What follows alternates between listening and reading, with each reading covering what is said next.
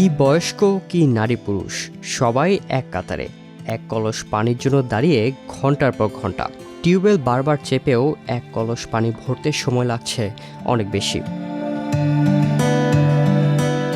গেল 2 বছর ধরে মেহেরপুর জেলার মানিকদিয়া গ্রামে টিউবওয়েলগুলোতে ঠিকমতো পানি পাওয়া যাচ্ছে না। সুপেয় পানির জন্য মানুষ হাহাকার করছে, ব্যয় করছে কয়েক গুণ সময়। আবার যতটুকু পানি মিলছে তা দিয়ে পরিবারের চাহিদা মেটানো কষ্টসাধ্য হয়ে পড়ছে। পাড়ায় অধিকাংশ কালেই পানি নেই, আমরা পানি খুব কষ্ট করছি বা বাইরে থেকে পানি নিয়ে এসে আমরা ব্যবহার করি। রিভার্স অসমোসিস সহ 14টি ধাপে পরিশোধিত প্রাণ ড্রিঙ্কিং ওয়াটার, 1 বোতল বিশুদ্ধতা। গত বছর এই অবস্থায় ছিল এবং আমার বাড়ি সহ এই আশেপাশে যেগুলো বাড়ি রয়েছে কোনো বাড়িতেই পানি নেই।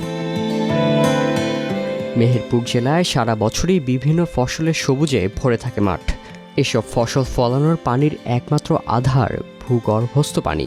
কিন্তু সুপেয় পানির সংকটের পাশাপাশি ফসলের মাঠেও এক প্রকার যুদ্ধ চালাতে হচ্ছে কৃষকদের। বিশেষ করে বোরো ধানের মৌসুমে বিপাকে পড়তে হচ্ছে চাষিদের। সেচ যন্ত্রগুলো ঘন্টার পর ঘন্টা চলছে অবিরাম।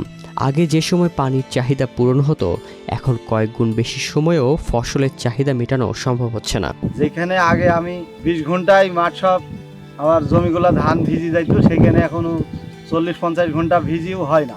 আগে মনে করেন যে 20 ফিট 30 ফিট পানি দিয়ে পাইপ পুতলে আমাদের পানি হয়ে যেত, আর এখন 200-250 ফিট পাইপ পুতো আমাদের মাঠ ঠেকাতে পারছে না, পানি হচ্ছে না।